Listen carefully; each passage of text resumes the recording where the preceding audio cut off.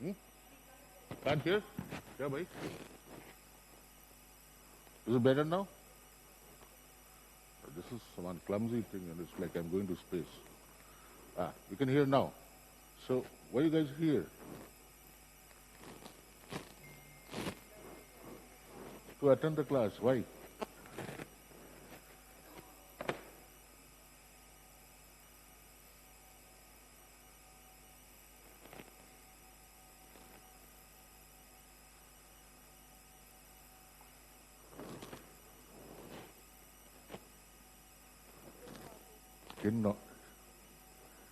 Gain knowledge and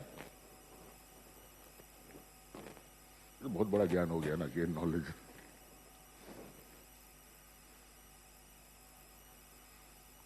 See, the purpose should be same as the purpose of patents. What is the purpose of patents?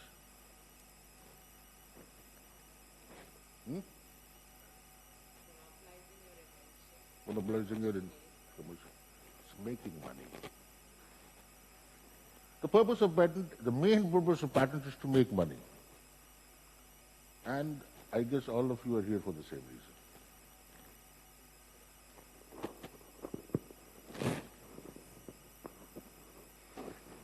reason. Photo mat le lena, mera aisa ajeeb sa. So we are all here for the purpose of making money, and that's nothing wrong. Okay, and we'll see how patents helps to us to do that. Correct. So, how many of you have ever seen a patent document? 1, 2, 3, 3.5. Okay. So, I'm just trying to understand what from where I should start. So, should I take it that most of you know what's a patent but don't know the intricacies of it, have now seen it? Yeah?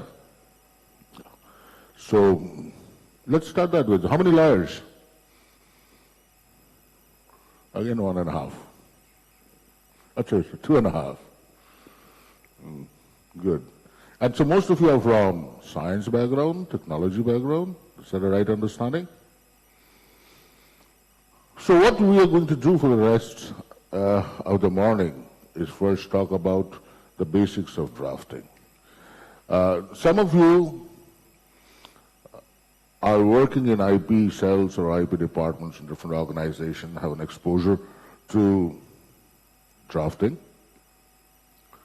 See, drafting cannot be taught.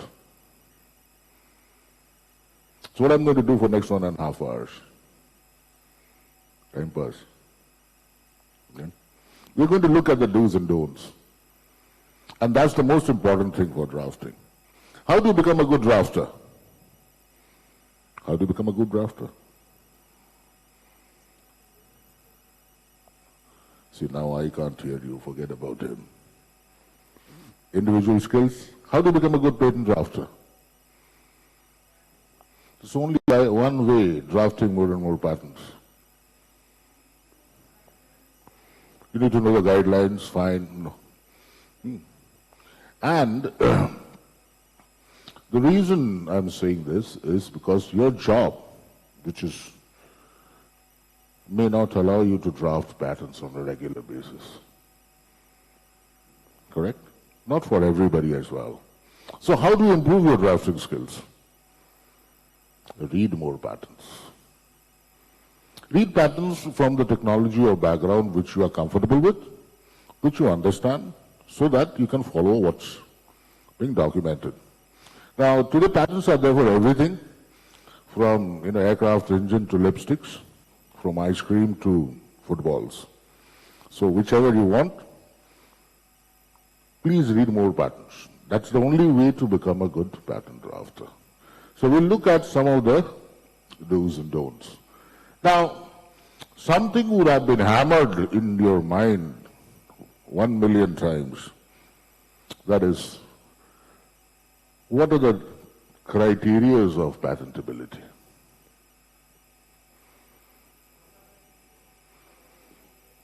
Yes. We are going to look at those points from a totally different angle now. Remember, the patent office is only bothered about those few criterias. whether it is novel, whether it has utility, and whether it has an inventive step or non-obviousness. They are very nice people. They don't doubt what you write. Whether that experiment result which you have documented, whether it really works that way, they never verify. They are bothered about only these three reasons. Now, these three reasons are so important that they can make a patent or break a patent. If you go for a revocation of a patent or a court case, it is again only these 3 points which are looked into. So when you draft a patent, the examiner is going to look for these 3 points. So it becomes our duty during drafting to highlight them properly at appropriate places. Okay? Then only you can make it. Okay. Otherwise not. You're not going to look at the validity of your scientific. Okay? An ineffective process and an inefficient process doesn't make it unpatentable. A commercially lousy process which can never go for production doesn't make it unpatentable. See, patent is a game which you don't primarily play for your benefit. You play it to block others. Okay? Now, at any time for any commodity, the revenue is a fixed pie. Today, the revenue of mobile phone is X. Okay. Now, if I can keep competitors out of that or minimize them, my share of that pie will increase. Okay. That's the game. And that is what we will try to do through the drafting process. Now, before I proceed, many of you would have seen the past papers, answers and all that. There is a one-day international match on patent drafting, not a test match, which all of you have to appear.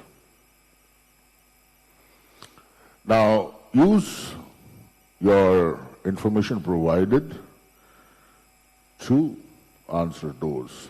Now, what becomes important is that I have noticed that many of them, many of the performers, don't find it that easy. I'm saying this so that from the day one you understand which points to capture. It's like, if you teach a doctor how to do a surgery. So if I teach you how to do a surgery in the classroom every day, and one fine day you go to the OT, the patient is dead. Correct? So this theoretical gyan of how to draft a patent, what to do, must be backed with some practice. Otherwise the patient will die. Okay? We'll do something today, and I plan to take up proper written exercises in this classroom next round. So that, at least the patient will be in ICU. So what's novelty? Novelty.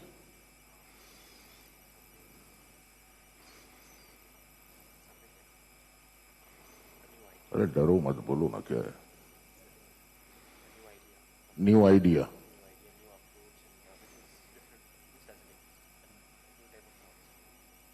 new type of concept. Anybody wants to help him? You're bringing extra points. Something which has not existed before. Not in public domain. Anything else? Something which many people don't have. Only a few. Intelligence. Something which many people don't have, then? New way of doing things. Okay, I mean, you used to cycle earlier, now you come by bike, that's a new way, is that novel? Uniqueness? No, you're bringing another point. That's the second, we have not entered inventive step.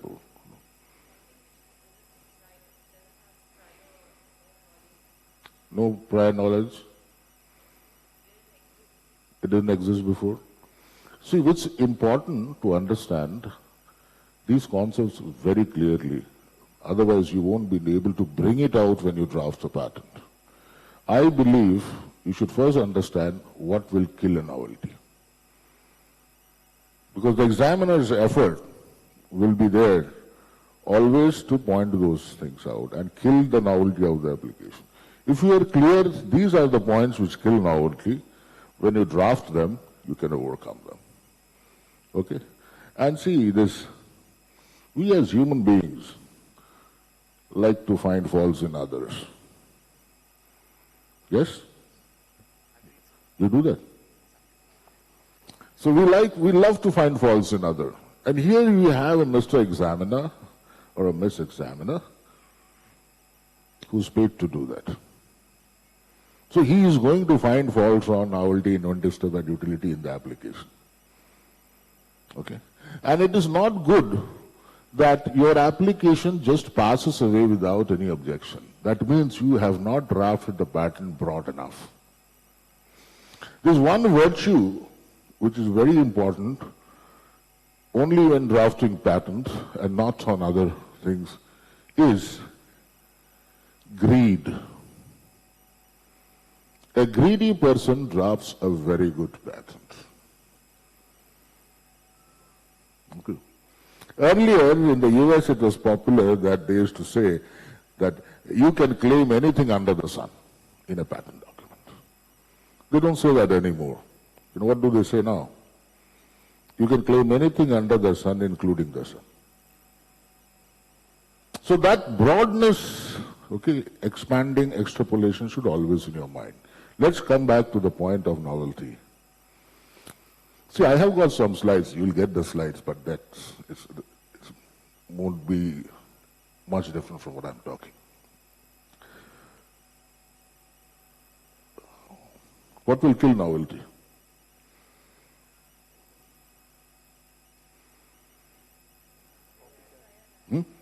Copycats.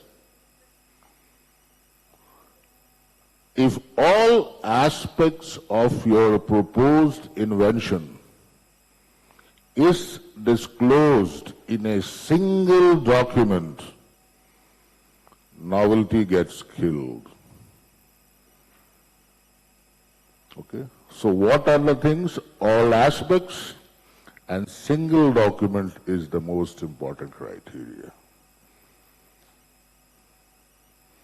Okay? And that's how we'll draft to show that it is not there. The examiner is going to do a prior art search and try to find out a single document which holds all aspects of your proposed invention. And if he finds that, he'll say you lack novelty. These are very, very, critical in this, in the way that, when I come for drafting or advanced classes, I find these concepts are not clear with most people. And if you don't know what kills, you won't never be able to establish novelty. Happy? Now, inventive step. What is it?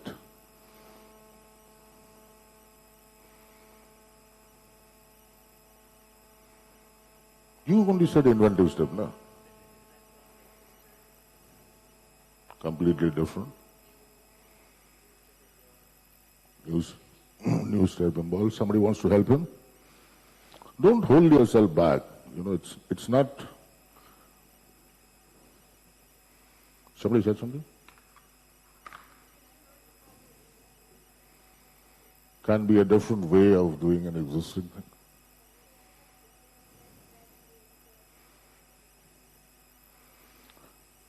See, when a technology is established in any field, there could be obvious variation to that technology.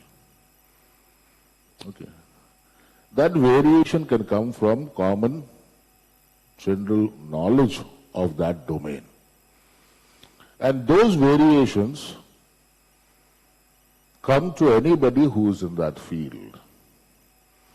It is not inventive. It is like filling up certain gaps. It is obvious. If it becomes obvious, it lacks inventive step. So you have, for any technology, there is certain things which are existing, certain knowledge which exists. Obvious variation of the existing knowledge, which, like filling the gaps of literature, is making it lack inventive step. Now, what is obvious?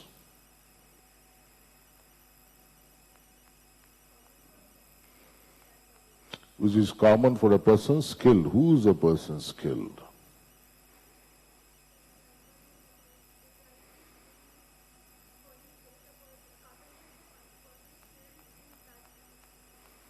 Okay.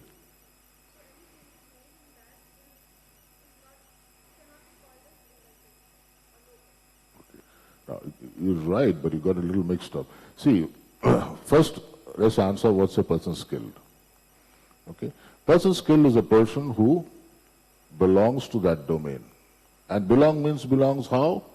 He has a similar experience and identical qualification to that of the inventor. Okay. See, every invention there's an inventor. So there's going to be other people who will have similar qualification, identical qualification and similar experiences. He becomes, so person skilled in the art is a hypothetical individual or could be a team also. If to them it appears as obvious, your application lacks inventive step. And how is the examiner trying to kill inventive step? See, he will take some weapon like the way he took for novelty. What is that weapon? If all aspects of your proposed invention is disclosed in a mosaic of documents, he feels combination of those documents will result in lack of inventive step. So his job will be to do a search, to find a single document which has everything to kill novelty, or to find a collection of documents to kill inventive step. Okay. Secondly, there are something known as prior use. Okay. It might not be documented, but it was extensively used, so it can't be novel. So that's another ground of selecting novelty. Okay. Now, obviousness is unobvious to try. What is the difference? What is the difference between obvious and obvious to try?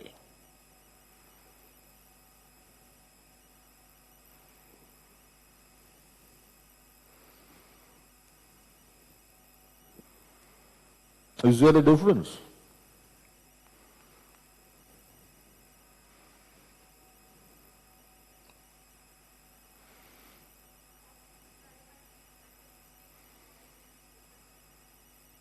Difference means what? You stay in Hyderabad? You stay in Hyderabad? So you're familiar with this Alwal Highway. So when you are coming today, if there is a traffic jam,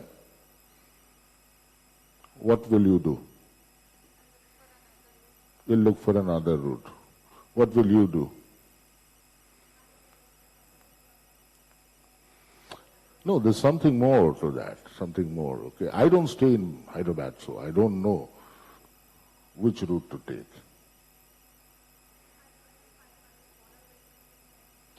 So you know which way to take, okay? For me, for everybody, it is obvious to find a different route. But since you are from Hyderabad, you know which route to take. Although it is obvious to all of us, you have something which makes you obvious to try. And what is that something? Domain knowledge. Okay? So what transforms something obvious to try?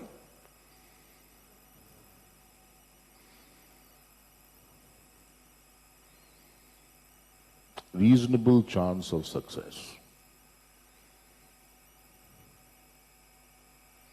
Okay?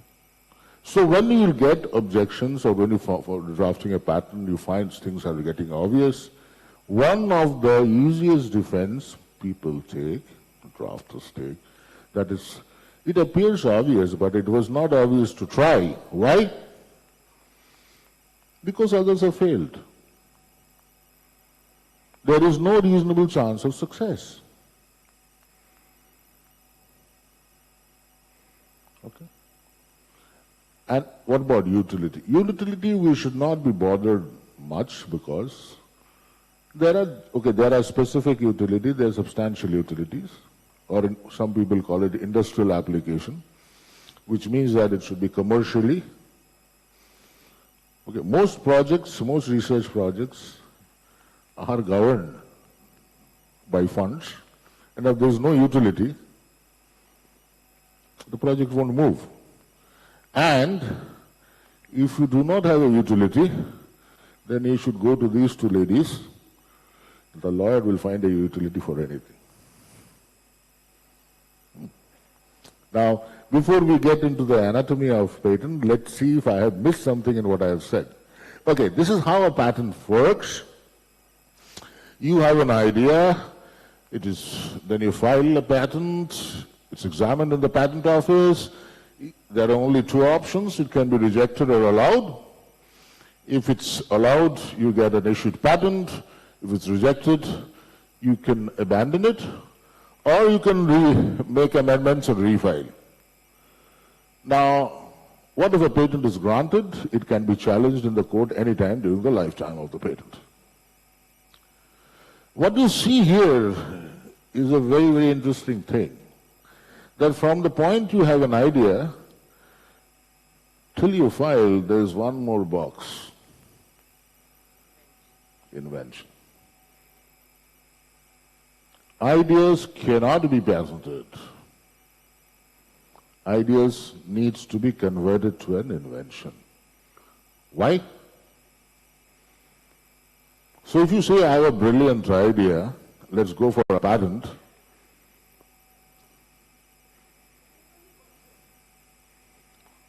idea is only virtual, okay? Invention. See, the easiest or the most strong reason is inventions can be reproduced anywhere by anyone. Ideas may not be reproducible. And all you know, it may be a crazy idea also. So you have to convert it to an invention. This is something which I said, that something which is known already and disclosed in prior art will kill novelty. Non-obviousness, all elements present in different. Some of the objections which you can overcome are like, unexpected properties, long-felt need, failure of others, commercial success. Now, if you look at that stool and the chair, which is a revolving chair, both exist. So if I have a stool which is revolving, is it obvious?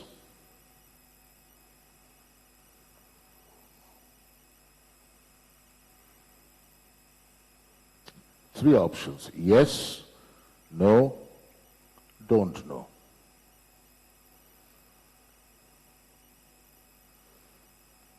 Maybe. Maybe and may not be, both means the same.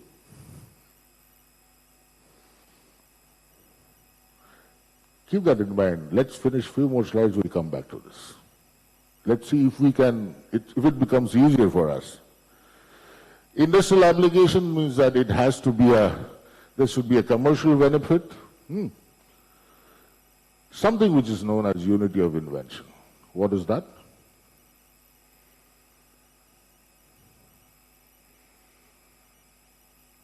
One invention, one patent. Multiple invention, multiple patents. You cannot have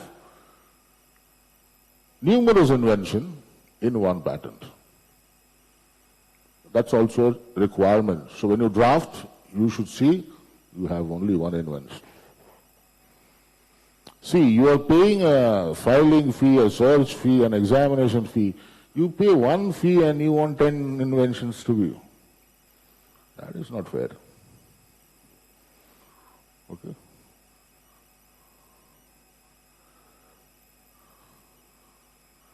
Okay, I feel that you need not follow this always. I feel when you draft a patent, you should write the claims first. Okay. Write a really broad, greedy claim, and then write the rest of the text. And if your text doesn't support, modify the claims or get more data to support the claim. That makes it a real good patent application. Now, when you see a published or granted patent, that is not how you draft it. That is not the way it comes. The first thing which comes is the title. What is the title of a patent?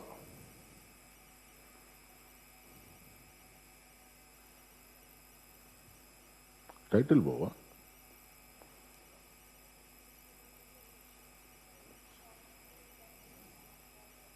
Yeah.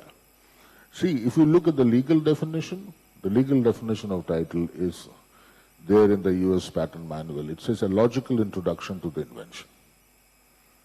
Now, title has a word limit also, 15 words. Now, you see, the drafter looks at that from a different angle. He says that I don't want to tell everything in the title itself. Why? Because, you know what is the front page of the patent called? Bibliography. Now, your competitors are going to do patent searches. And most patent office and most databases offer bibliographic search free. So you don't want your competitor to pick up your patent very easily by giving him all the desired keywords. You want him to infringe, so that we can have some lovely time in the court.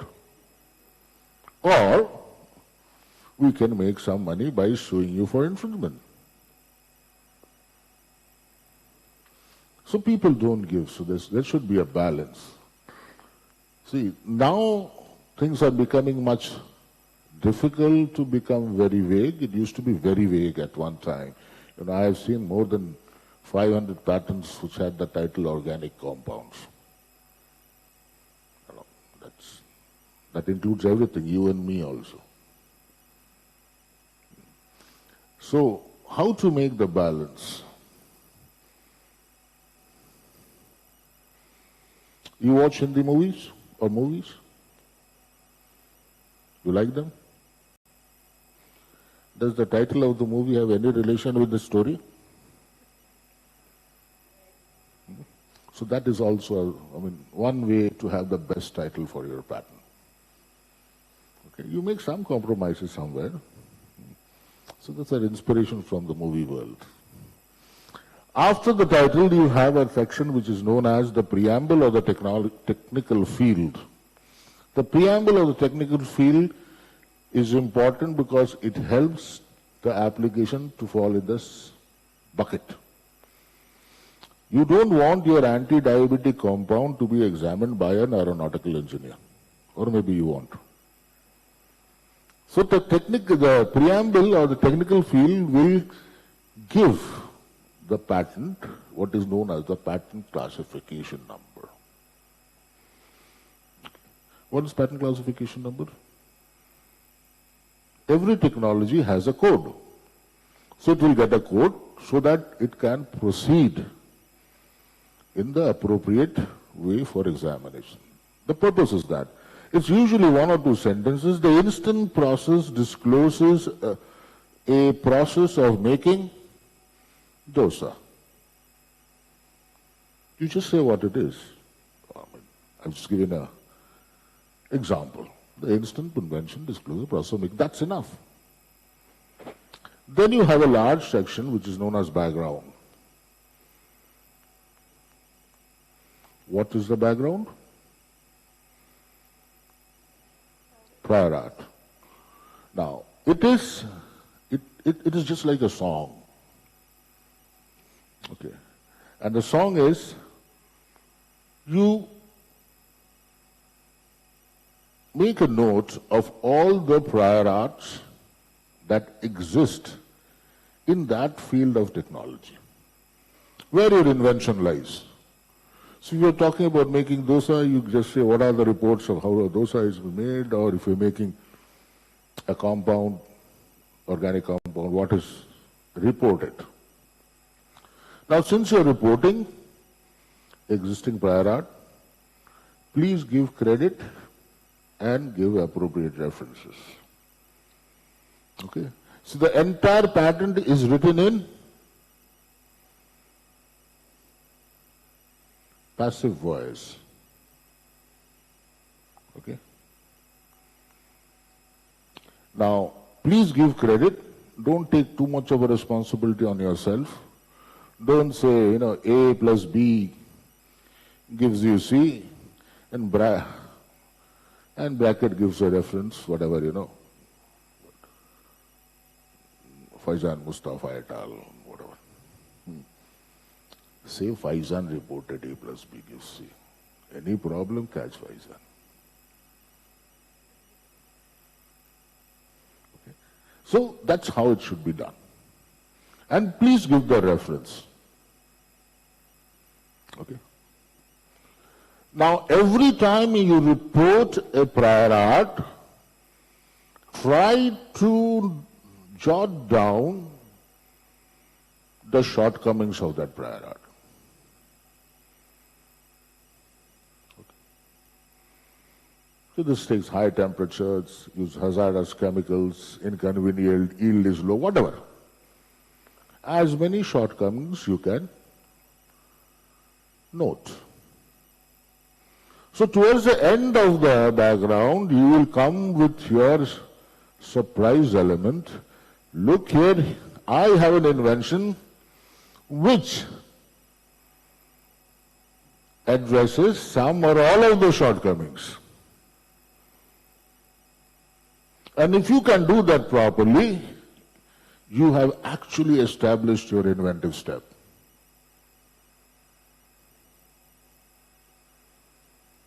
You have established that it is not obvious. Okay. And when you have given references of prior art and your invention is different, novelty gets automatically established.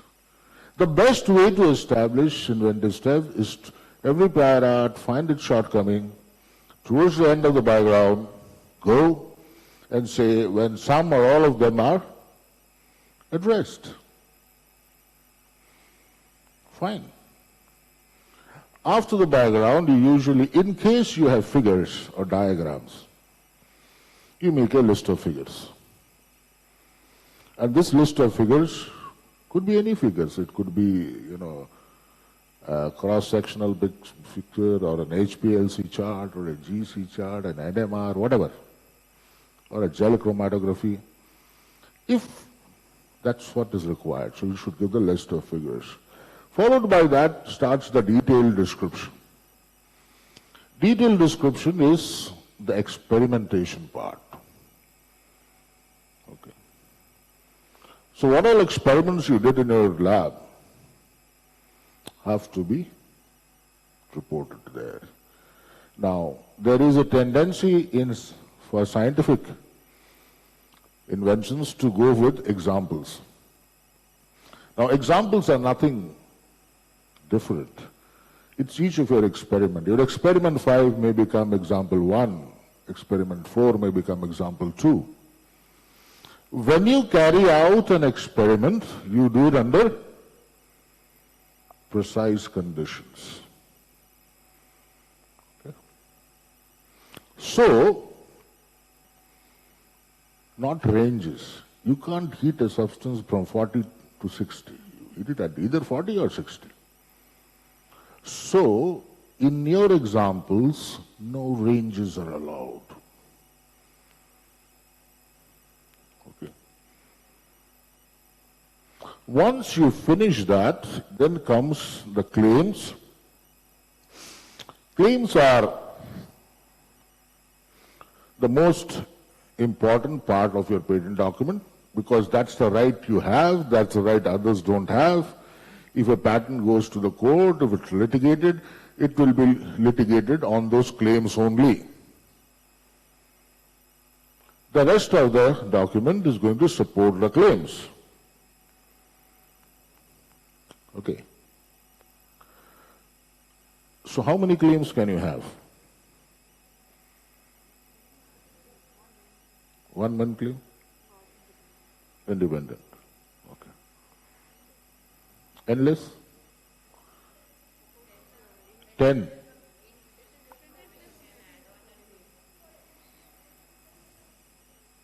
So it depends on your pocket. You can have n number of claims. What does the law says? The law says a patent document should have at least one claim. Okay. Now, don't reduce the number of claims to save money. Okay. And don't keep on increasing the claims to spend somebody else's money. Okay. Now, claims can be, she said, dependent, what is independent, what is dependent?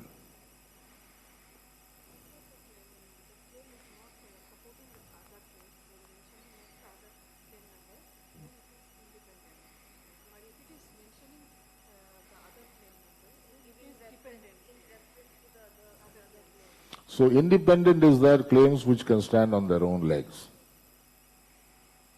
Dependent is claims which rely on one or more of the preceding claims. You can have, the fees are different for independent claims, dependent claims. Yeah, in what she says 10, that basically comes from that when you first file a patent, it's a package. You're not charged extra for the first 10 claims. After that, you get charged. So your filing fee for India includes 10 claims. So for US it is 20. Okay, 20 claims for which 4 can be independent. More than that, whatever, you can have n number of claims. How long can one claim be? Number of words.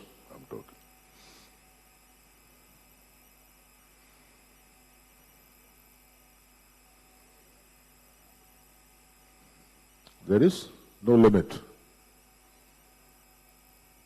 There is a limit. Every claim should be a single sentence. Single sentence. Every claim should be a single sentence. Now, if you have a claim which is 2.5 pages long and which happens to be one single sentence, the Englishes might go for a toss. Don't bother. Okay. Which is an easy way of understanding why presentations have been born. Because it's easier to convince or communicate when you have bulleted points. You can use that in your claims also. So you will have bullets, you will have n number of words, all that into a single sentence. Now I have still not said what should be the syntax. There is a syntax also. So I believe you should write the claims first. Okay. Now, in normal life, if we need to say something or do something or prove something, what do? We talk about it in some way. In claim, if you need to prove something, you don't talk about it. You know, how does that work? Let me think of an example. Okay. My claim is I stay in Bangalore. Don't look surprised, I really stay in Bangalore. So what does that mean? That if you go to Bangalore, in some corner, there is a possibility you can locate me. That's my claim, one. My claim two is, I have a house and a car. So when you go to Bangalore, you will not only find me, you might find in a house where I live and a car which I drive. By saying this, I have limited myself by talking more. When I say in claim language, I have a house and a car, I actually missed out on the helicopter I have.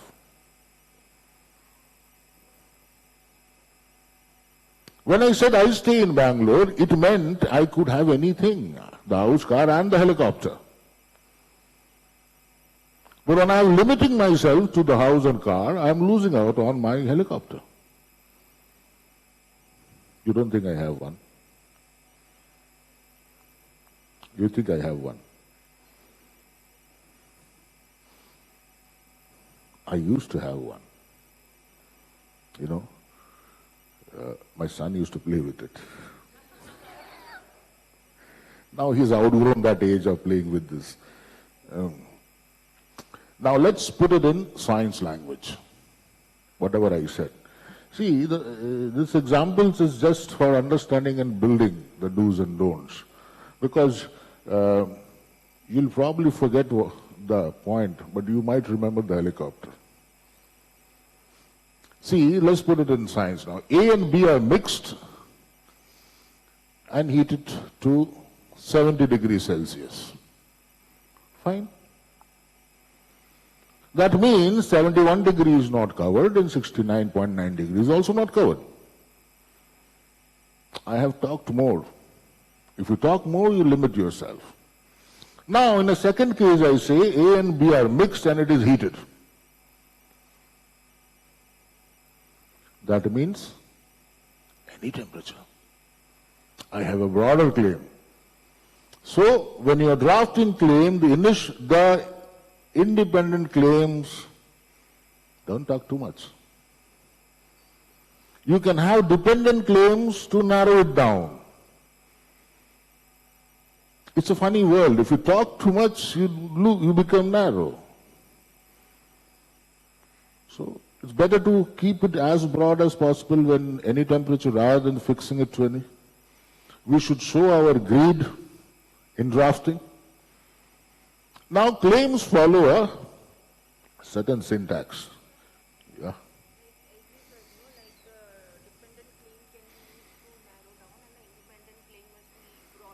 Should be. So like you gave the example, like you live in Bangalore. So can't we the main claim we write like you live in some part of India, and dependent claim we can write that part is in South India, and then we can write it in this state, and then we I am amazed by your greed.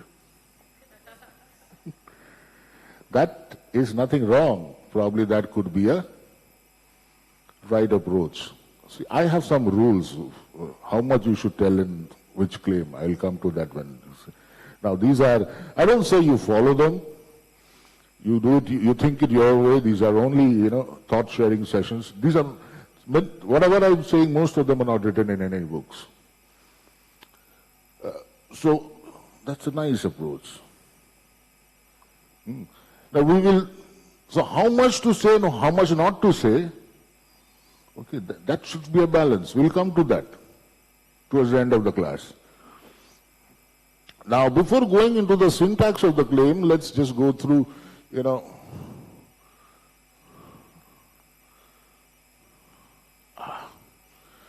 see, I might be skipping some of the slides, doesn't matter, okay, that's what I'm saying. These slides will be uploaded.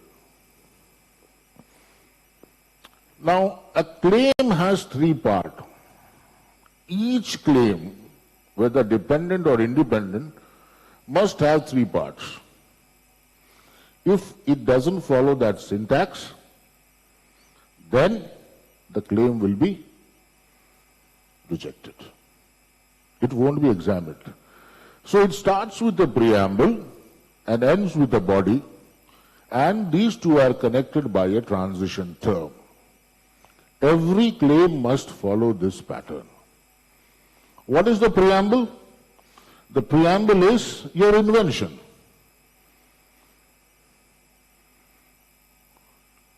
Okay.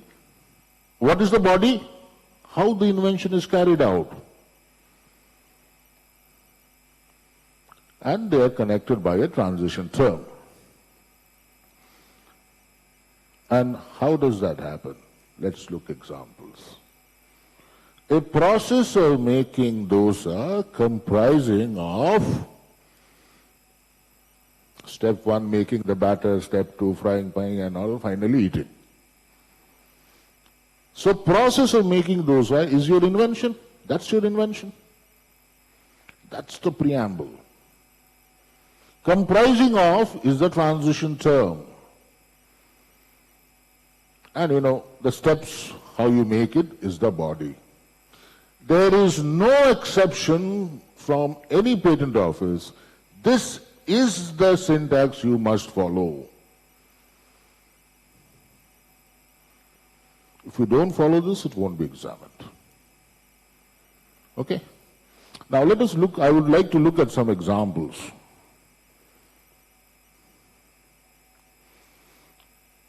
I have put up a few examples. Now these examples can be bettered. Okay? And we are going to do that now.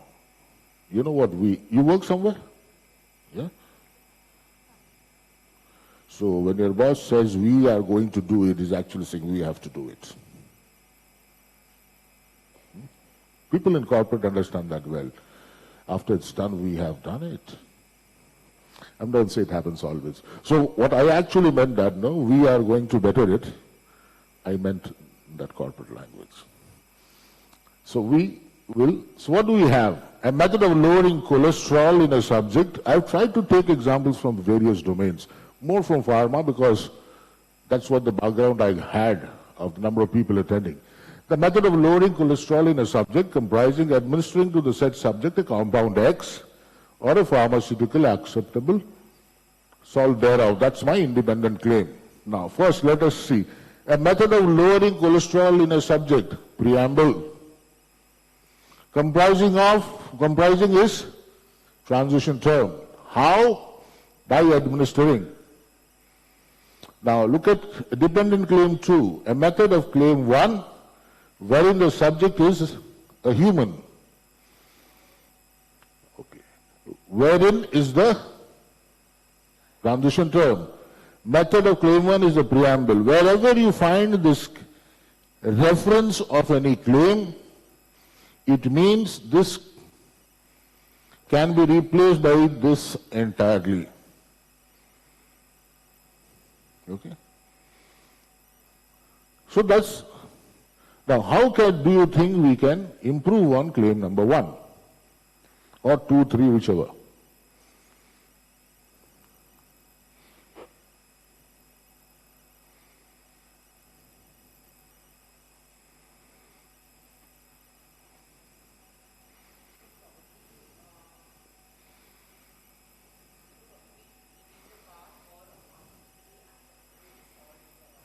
or a pharmaceutical, we want to delete that.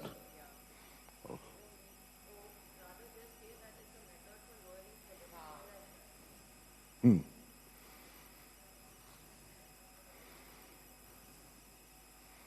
Okay. Anybody else?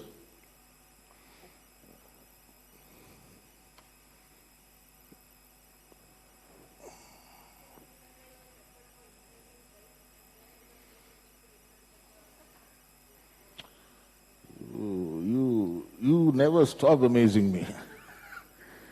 See,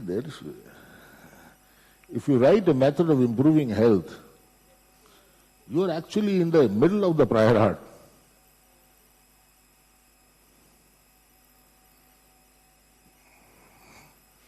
See, when there are two suggestions which has come, remove that salt part is one. Anything else?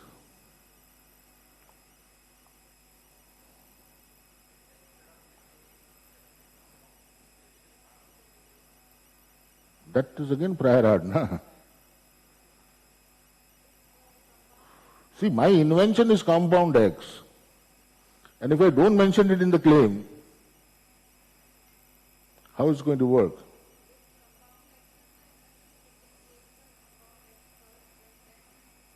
Yeah, that's a compound claim. This is a therapy claim, use claim. Yeah, you can do that.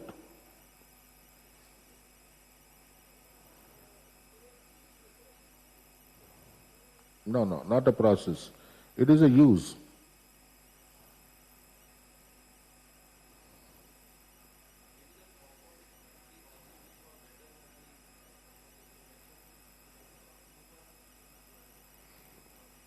See, human is a dependent claim. Subject, if you look at the claim 1, in a subject, that includes both Tom and Tommy. Okay, later on, in claim 2, I restricted it to Tom.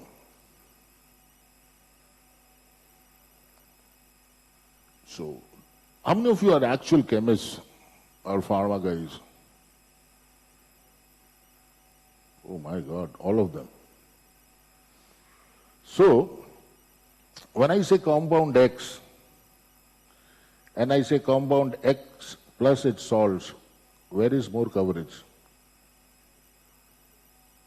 So if you ask me to remove the salts, I'm narrowing it down.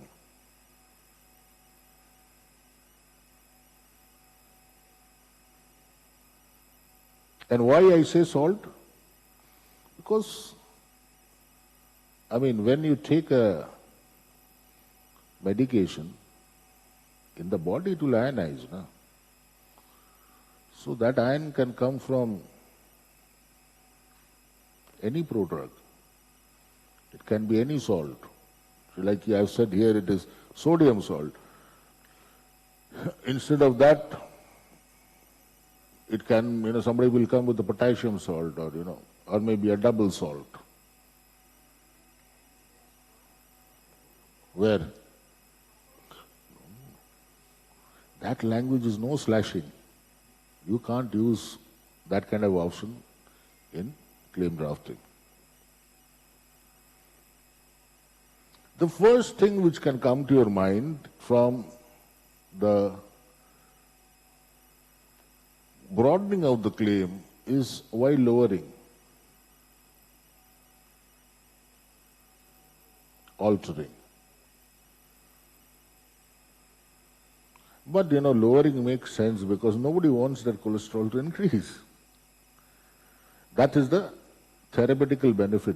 That's why it is done. But from the thinking process of broadening it, I should say altering. Correct?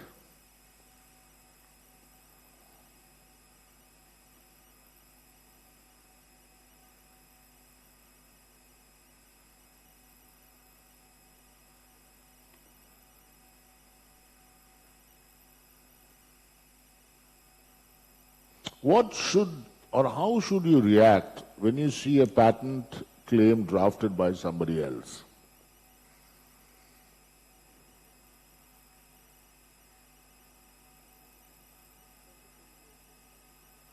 How should you react? Critically?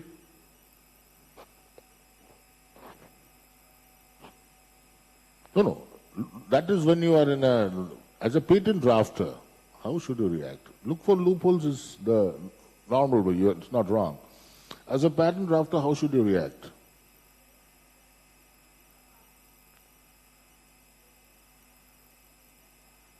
Okay.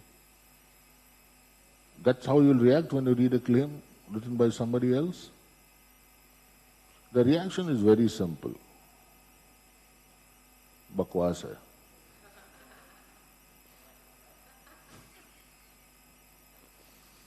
Why?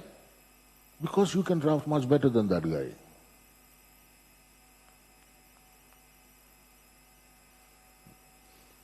And this is very light statement, but that's what makes people better drafters. Most of experienced drafters do not accept claims drafted by anybody else. Whether they say it or not, that's what the react is.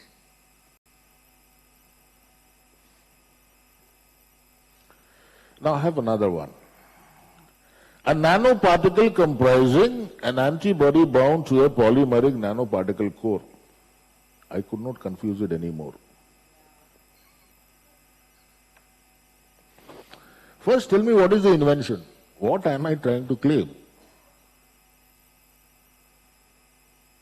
Nanoparticle? I'm trying to claim. What is nanoparticle? Anything which is nano size, 10 to the power of minus 11.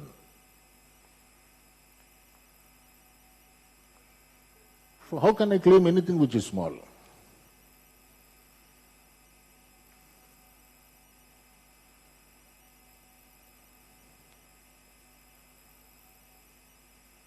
What is the invention? I am actually claiming an antibody which is of nano size and which is bound to a non-polymeric core. So I can actually send antibody of nano size the other way. But it looks nice. It takes 5 minutes to understand what you are claiming. And then you can have dependent claims like, where it's bound by indirectly and directly.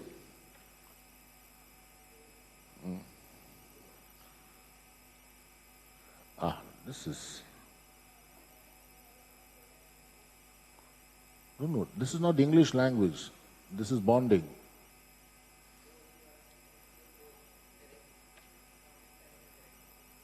What did you say? Which one?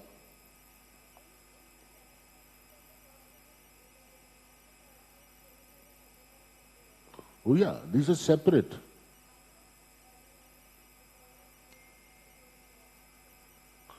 No. See, when antibodies, yeah, they're generally that Y shape which goes to the receptor and binds.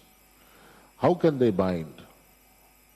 They can form a transient covalent bond. They can form a hydrogen bond. They are held together by van der Waals force. Okay.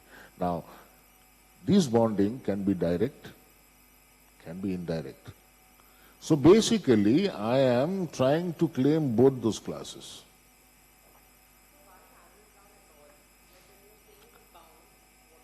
No, this is a dependent claim. Not necessarily as per law. Why do I have dependent claims then? It's a fallback option.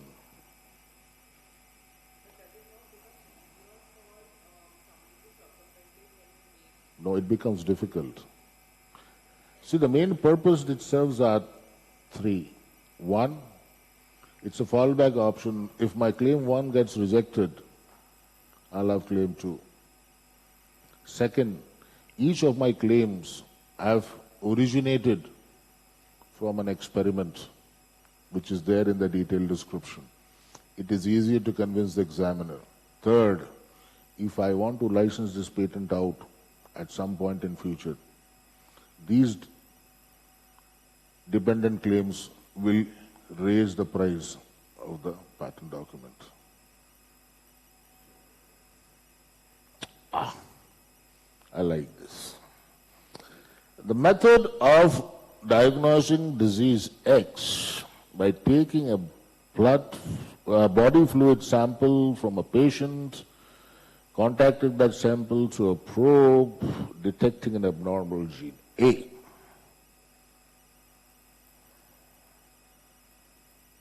I'm waiting for somebody to react.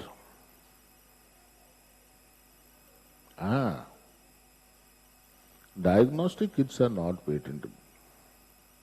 So if a client comes to with this, what will you tell him?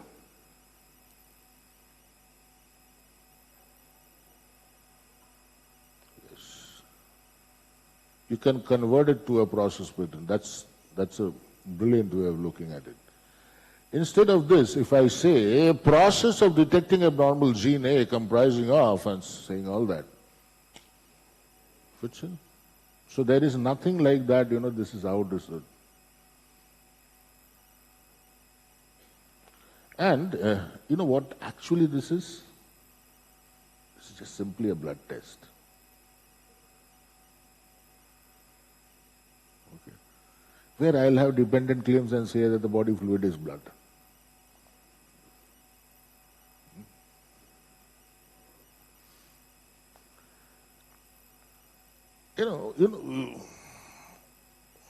You know what are polypeptides?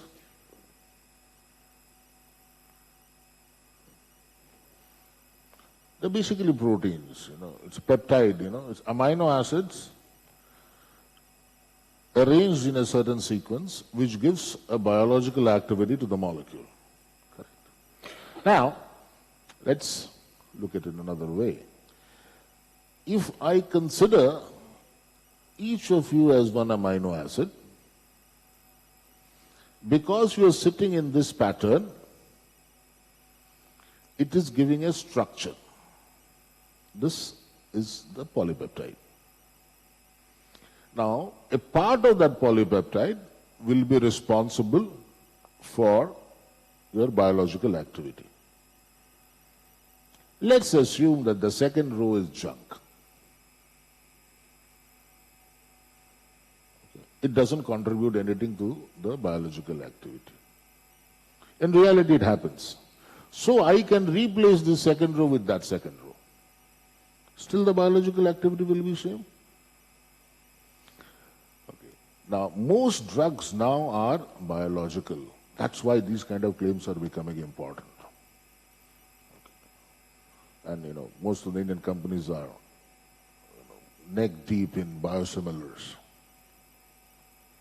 So if I change this with that row, the function doesn't change. The biological activity doesn't change. Because anyway, that was junk. Now, if I claim this this polypeptide, then somebody can change the junk and will have a new polypeptide, which is basically designing around the existing claim. So that he cannot do that, I am trying to bring in a percentage, saying that something which is like this or 80% like this.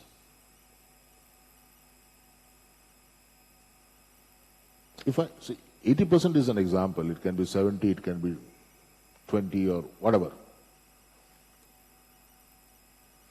So even if I replace that second row, although you get a new molecule, it is covered in my claim. Or the easiest way, as somebody pointed out earlier, that you should first claim the compound. You can always claim the compound in by drawing a formula or something. A chemical compound is like Lord Krishna. See, Lord Krishna had 108 names. So a chemical compound can be called in different names. What does not change is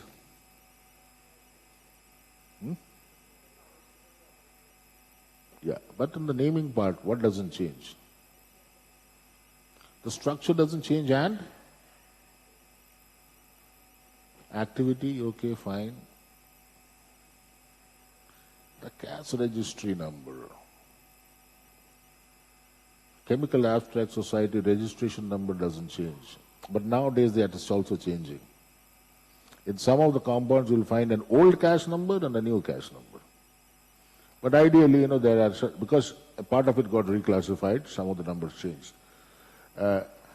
So those things, these are important when you do a search. Now, let's look at claim 1. A method of comprising or identifying a server, a plurality of process, disturbing and this, getting out. What is all that?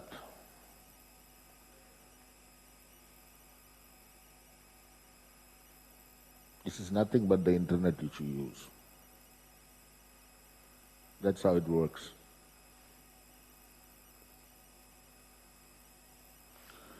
Now, if you look at claim 1, it is a single sentence. For the ease of understanding, it has been bulleted.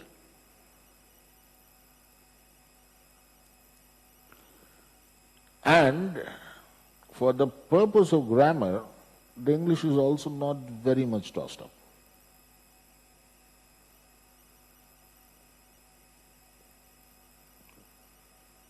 Keep that in mind.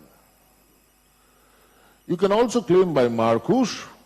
You know what is Marcouche? A structure like this, a chemical structure which claims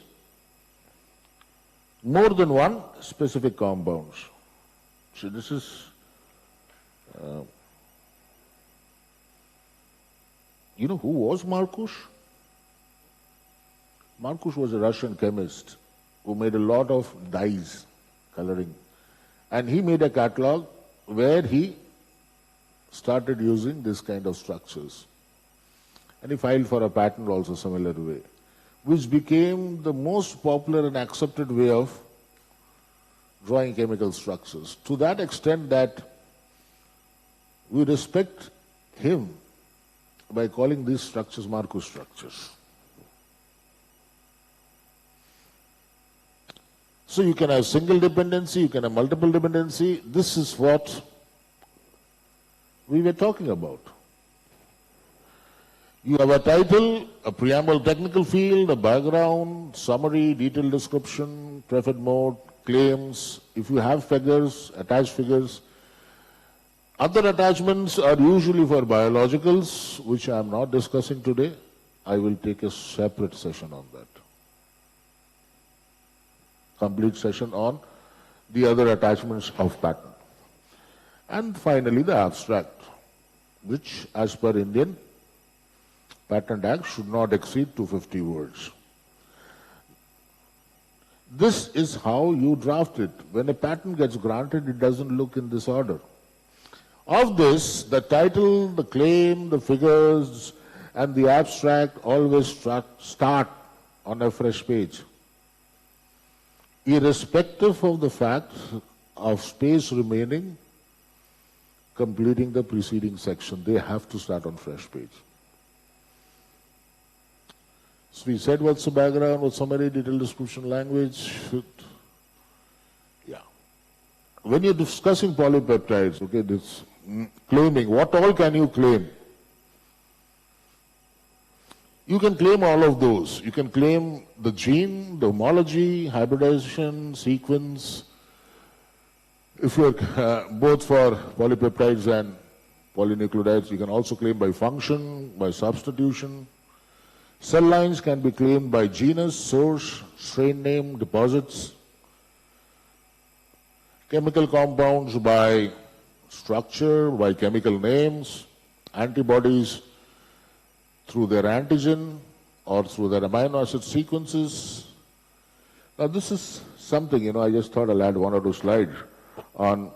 People say computer related applications, CRIs and softwares cannot be patented in India. Now that's not totally true. Okay, I'm not getting into the details. The Indian Patent Act 3K, Section 3K says software per se. Per se means as such, cannot be patented. The guideline says if it is attached to a hardware, it can be. See, software for it to run needs a hardware. So you can actually, if you go to the Indian Patent Office database, you'll find tons of patents on these.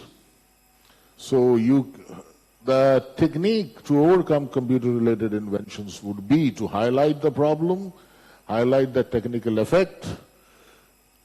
Don't use algorithm, mathematical models, business methods. Avoid terms like programs, instruction, calculation. Link to the use. Keep more of primary claims. Avoid multi-party systems like client servers. Separate each device. That's how you can think about it. What's that?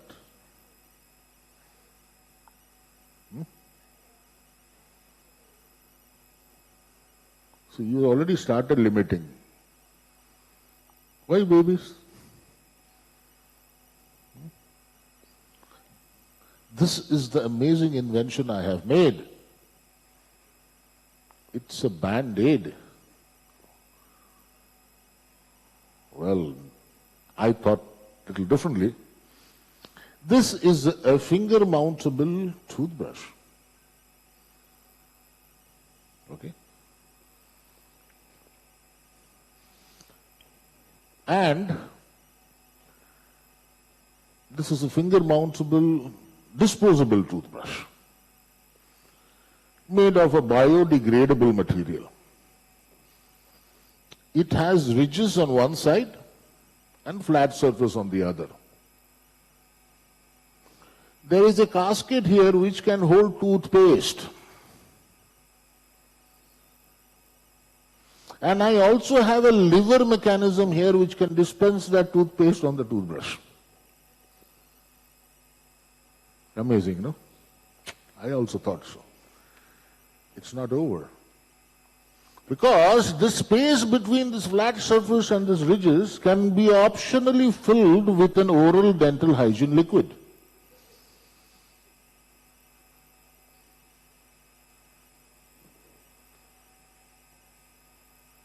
You want me to explain this again? Got it? Can I have a patent on this?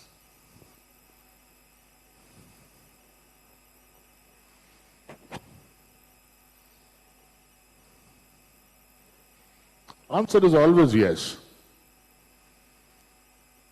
Okay. So, in such a case, what kind of title will you give?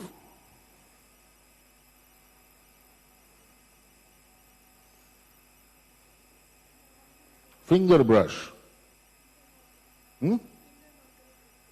Finger mountable. Disposable finger mounted toothbrush. Biodegradable. Again, you have all limited yourself.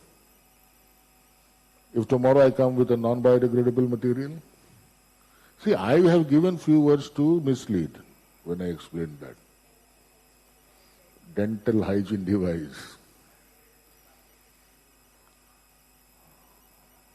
See that again, it's a big one. Biodegradable plastic consumer goods. Okay? Any more?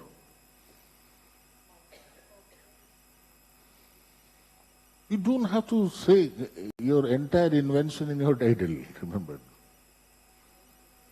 Cleaning device. I like that. Okay, and some apparatus, dental hygiene apparatus. You know, this, see, Indian lawyers, Indian drafters, they had that habit of always saying, of giving a title like a novel something something and they are off. If you look Indian patents, 80% have similar titles like that. If it is novel, you don't have to say it. You have a word count.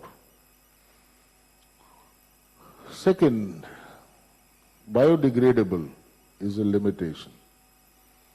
Disposable, you said. Why? Because I said.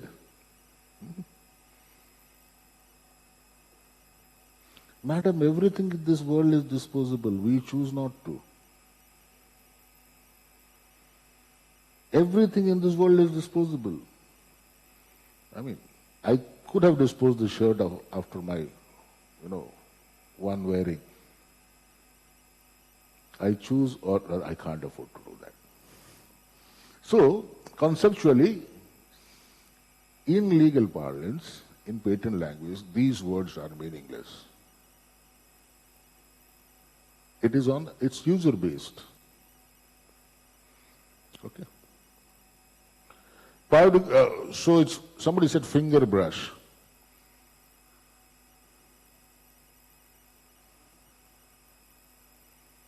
Okay. So which is the best? Cleaning device.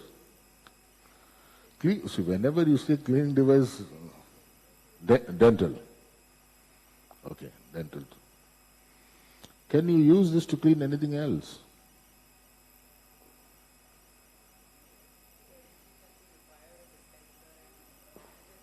Window panel cleaner. Must be tooth. Silver ornaments. Window panel. See, I'm happy. This kind of thoughts is what I want. Yeah? Okay. Wearable cleaning device. Wow. See, now it is becoming a jingle and an ad campaign.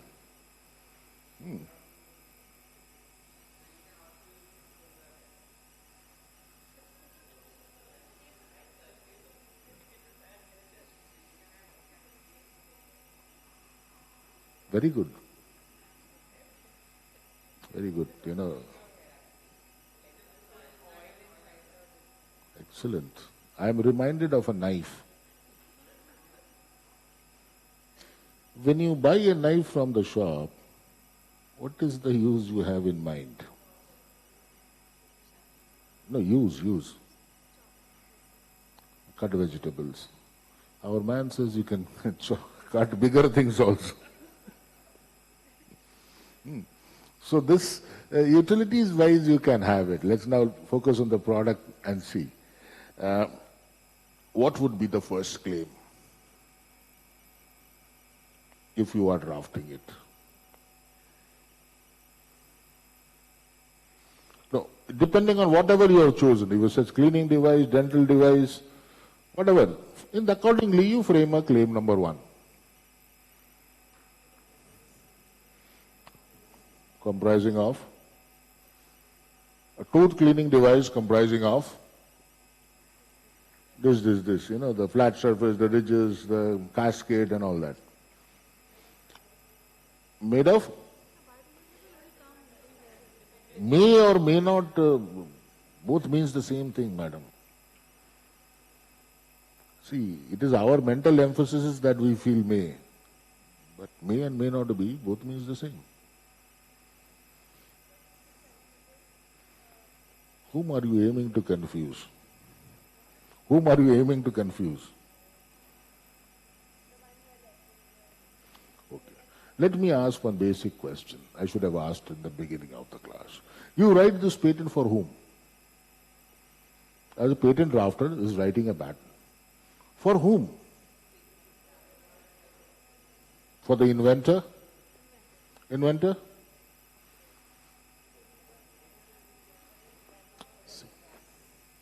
For the competitor you are writing your patent. Okay? Not to get infringed. For whom? That's the right answer. Forget. Only he can decide on that application. He can accept it, reject it.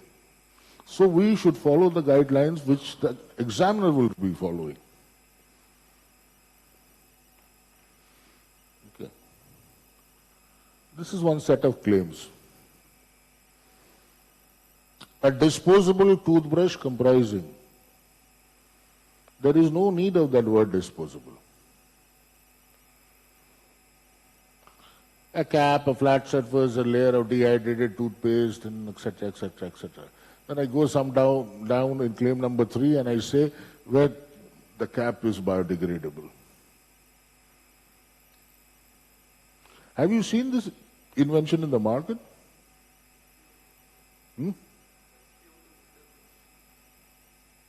That is for a different purpose, Baba. That is monitoring your duk-duk.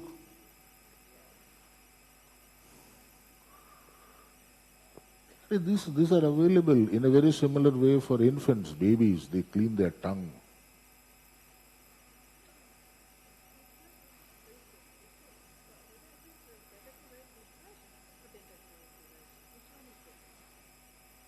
Dental cleaning device will be more broad. Okay. More broad. So that should, it all depends how you build your story. Then you have to continue that way. This is one example. This is filled with mistakes. See, the claims I show are always filled with mistakes. And you are still not reacting, Bhagwas.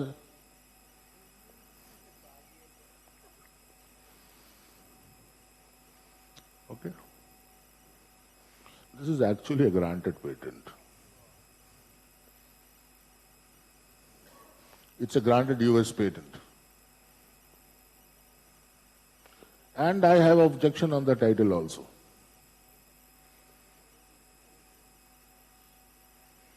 I would prefer a cleaning device or a dental hygiene, something like that. How do you study these things?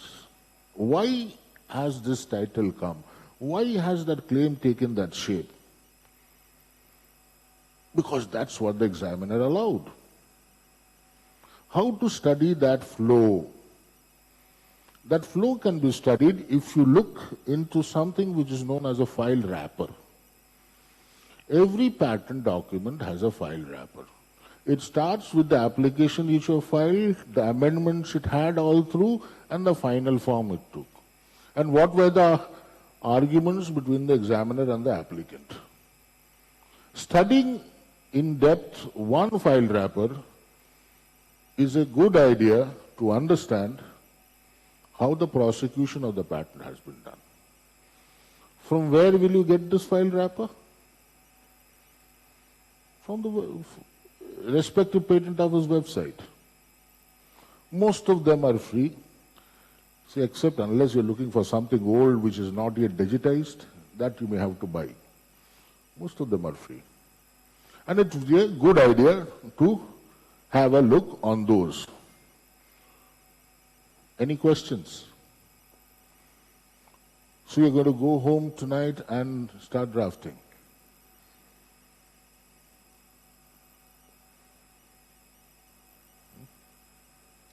Bolo.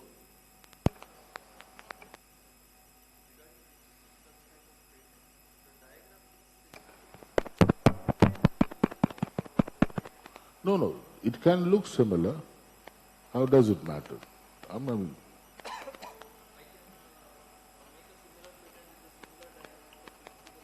Yes, you can. You look so similar to Amir Khan. How does it matter?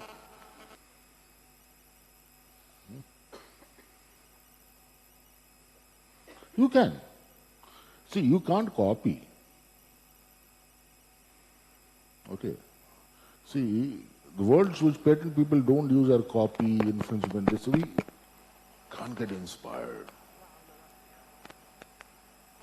You can, if you think, you should not look at it as a toothbrush. You are claiming something else. That diagram happens to be similar to this. Fine.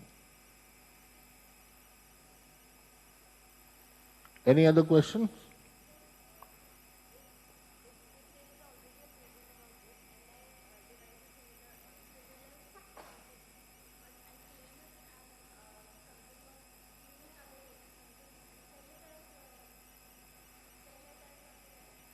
You are a budding entrepreneur.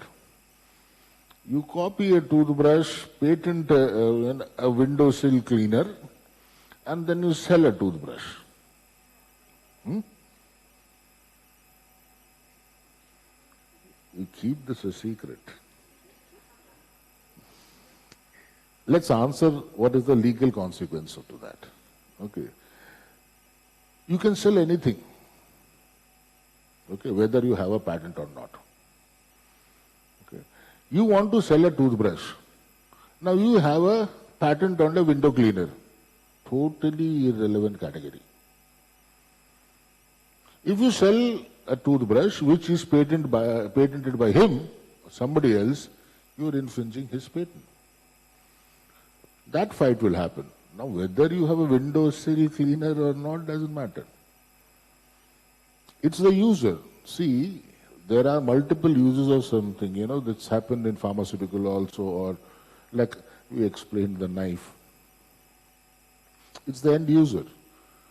And when you have a patent, you are not assuring anything. You are only protecting. It is like the sweet shop fellow. The sweet shop who sells all kind of sweets. He is not guaranteeing diabetes, no. It is depending on how much, whatever the user does. The only thing which comes in between are morality and ethics. Something which is immoral cannot be patented.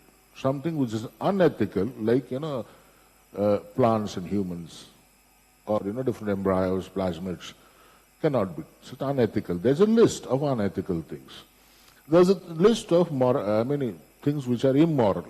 Now, that's a big debate. What is immoral? Here in Hyderabad may be absolutely fine in Las Vegas. So morality is a function of time and place. What was immoral 50 years ago have become. But these things are not allowed. So one last question I have. I have come up with another invention. A device to break locks. A device to break locks. It is novel. It is non-obvious. It has inventive stuff and immense utility. Can I get a patent on it? Yes? What differently? Defense purpose. Anybody feels it is immoral to grant a patent on that?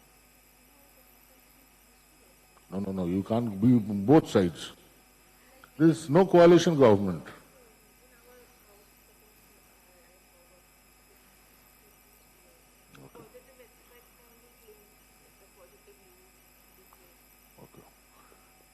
The reason I brought this issue up is that you don't need to explain what you are going to do. Be like the sweet shop. Okay? You have to give a utility, say that when there is fire, some child is trapped here, I'll open it. Can't find the key, I'll open it. And quietly don't do things like her. I have a patent on opening emergency rooms. Quietly, I'll open all the rooms when nobody is there. For that, it's not a patent issue anymore. Any other question? Bolo.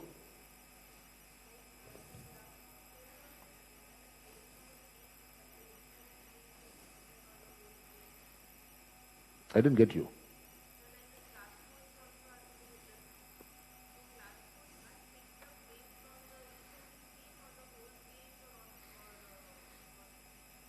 The main claim, bro. The main claim. So it can have multiple class codes also. See, when you look at, there used to be a US code, there's a European classification code, there is now the central common classification code, and most popular was IPC, International Patent Classification Code. See, for anything to start in this world, you need an agreement or a convention. So IPC also started from an agreement which is known as the Stratsborough's Agreement. it keeps on moving because new technology comes in, new classification gets added. Right now we are using the 8th edition of the IPC. It can have multiple. See, the point is, suppose you have a drug. It will get a classification on the drug structure. It will get a classification on the drug usage. So it will have multiple classification. And sometimes they are, like for example, I can call it a anti-inflammatory as one of the class. And looking at the structure, I can say heterocyclic as another class. So it can get multiple. Okay?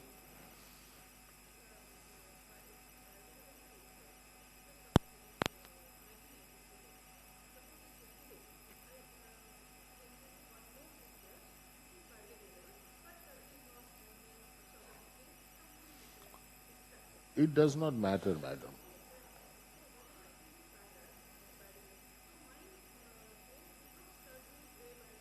No, you can still start. You will not, see, it's not that he has claimed biodegradable toothbrush means that nobody can have a biodegradable toothbrush. It is with such features. That will kill your novelty and inventive test, not the material of manufacture. Same.